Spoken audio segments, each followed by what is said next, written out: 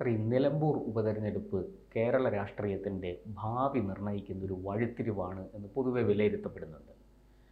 UDF ജയിക്കുകയാണെങ്കിൽ സംഭവിക്കാൻ പോകുന്നത്, LDF ജയിക്കുകയാണെങ്കിൽ ഉണ്ടാകാൻ പോകുന്നത്, ഇങ്ങനെ ഈ ചർച്ചകൾ വളരെ കാര്യമായിട്ട് പുരോഗമിക്കുന്നു. അതുപോലെ BJPക്ക് കരുത്ത് തെളിയിക്കാൻ കഴിയുന്നൊരു ഉപതെരഞ്ഞെടുപ്പാണ് എന്നൊക്കെയാണ് പൊതുവെ പറയപ്പെടുന്നത്.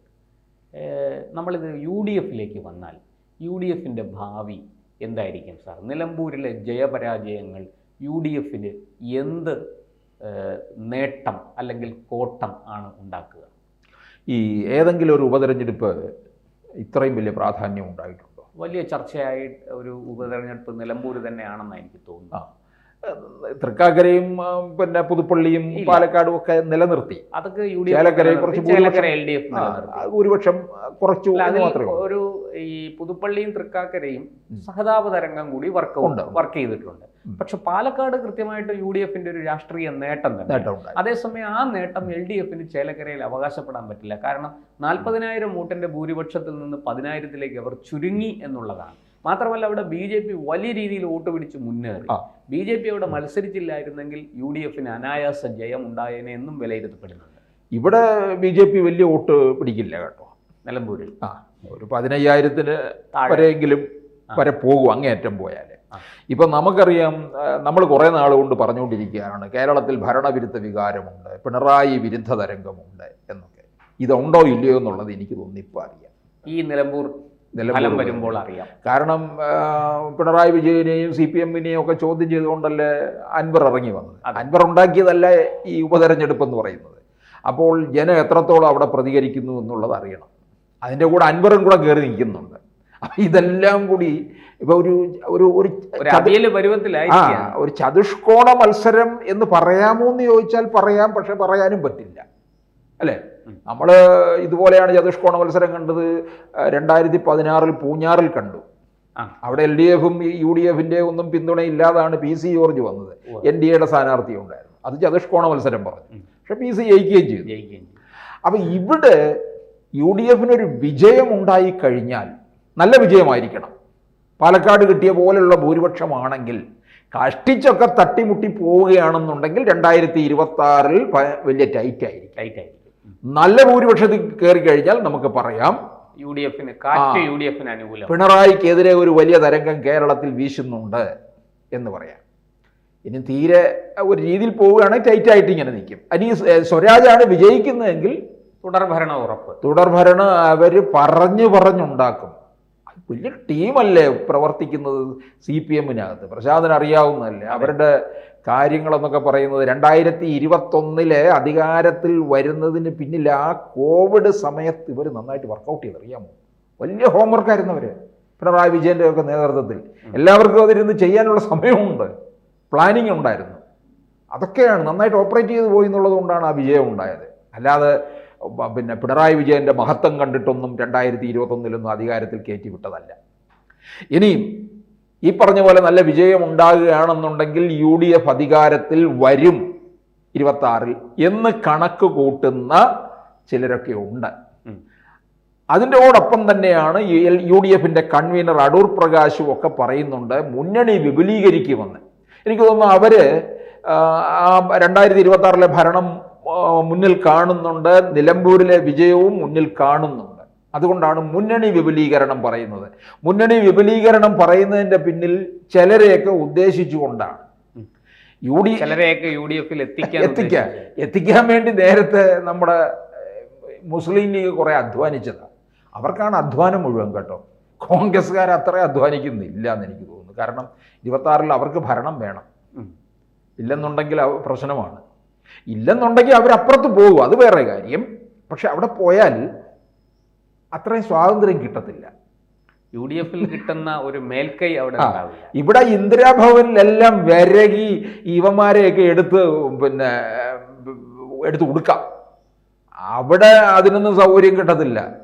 അവിടെ സൗകര്യം കിട്ടാതെ അതൃപ്തരായി നിൽക്കുന്ന ഒരു വിഭാഗമുണ്ട്. നമ്മുടെ ജോസ് കെ മാണിക്ക് രാജ്യസഭാ സീറ്റ് ഉണ്ടല്ലോ ഇപ്പം.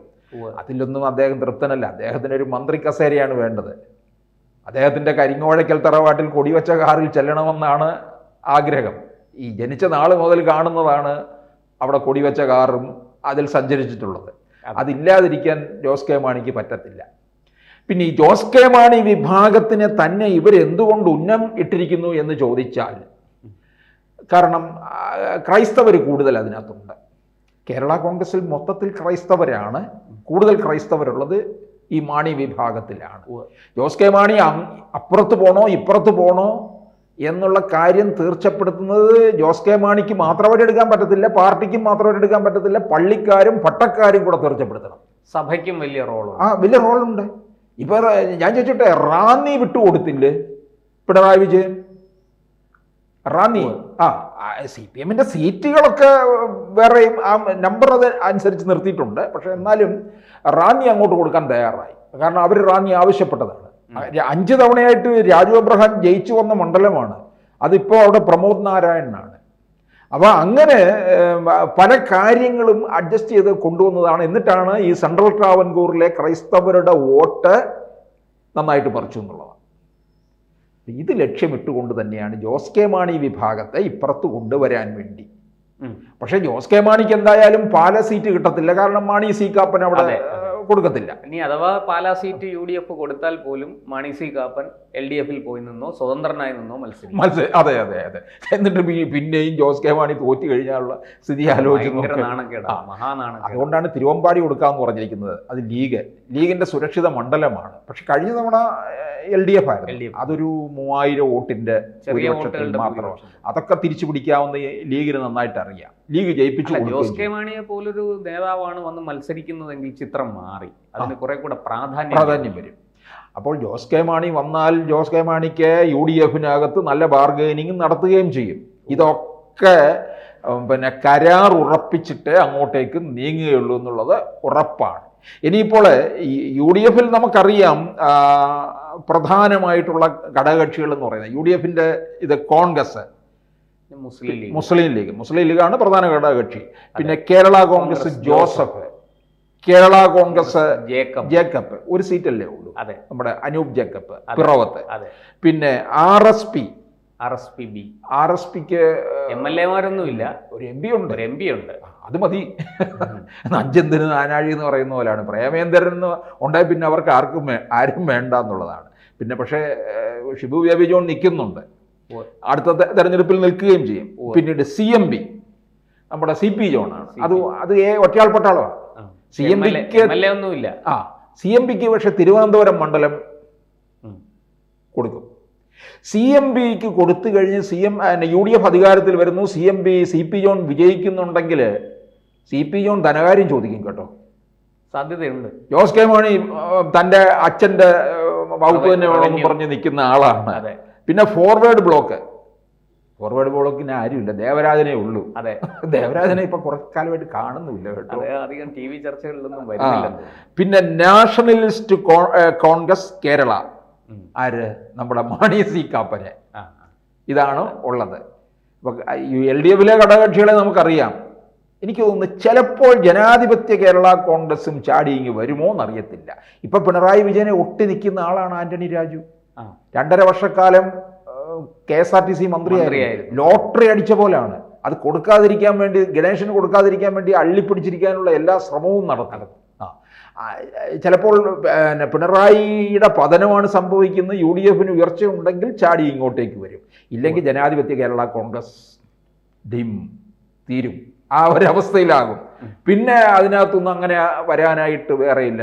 നമ്മുടെ ഗണേശനൊന്നും അവിടുന്ന് ചാടിയൊന്നും അങ്ങനെ വരുന്നു. ഗണേശൻ ഇപ്പോൾ ഇവരുടെ ആരുടെയും തന്നെ അഡ്രസ്സ് ഇല്ലാതെ പത്തനാപുരത്ത് നിന്ന് ജയിക്കാം. അപ്പോൾ ഏക മുന്നണി വിപുലീകരണം എന്ന് ഉദ്ദേശിക്കുന്നത് മാണിയെ കണ്ടുകൊണ്ടുള്ളത് മാത്രമാണ്. ജോസ് കെ മാണിയെ എങ്ങനെയെങ്കിലും UDFിൽ എത്തിക്കുക. അത് ഇതങ്ങോട്ട് കഴിഞ്ഞു കഴിഞ്ഞാൽ ഉടൻ തന്നെ അതിൻ്റെ ഡിസ്കഷൻ നടക്കും. നിലമ്പൂരിലെ റിസൾട്ട് വന്നു കഴിഞ്ഞാൽ നിലമ്പൂർ ഫലമായിരിക്കും ഇനി കാര്യങ്ങൾ തീർച്ചപ്പെടുത്താൻ പോകും. ജോസ് കെ മാണിയെ UDFിൽ എത്തിക്കുമോ ഇല്ലയോ എന്നുള്ള തീരുമാനിക്കും. നമ്മൾ ഒരുപാട് വീഡിയോ ചെയ്തതാണ്. പലരും നമുക്ക് ചീത്ത വിളിച്ചുകൊണ്ട് കമൻറ്റ് കിട്ടും. പക്ഷേ മാണി ഇപ്പുറത്തോട്ട് വരും. കൂടുതൽ വാർത്തകളും വിശേഷങ്ങളും നിങ്ങളിലേക്ക് എത്താൻ ABC മലയാളം സബ്സ്ക്രൈബ് ചെയ്യുക, ബെൽ ബട്ടണും അമർത്തുക.